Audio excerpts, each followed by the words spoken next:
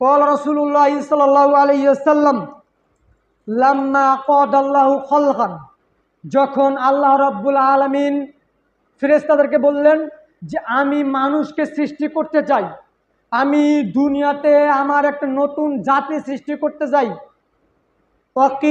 কিতাবান মানুষ আল্লাহ রাব্বুল আলামিন সৃষ্টি করলেন, কিতাবান সেটা আল্লাহ রাব্বুল আলামিন লিপিবদ্ধ করলেন।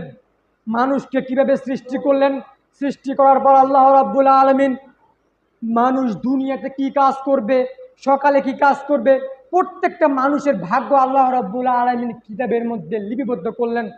ফাহুয়া ইনদাহু আরশিন সেটা আরশের মধ্যে লিপিবদ্ধ রয়েছে।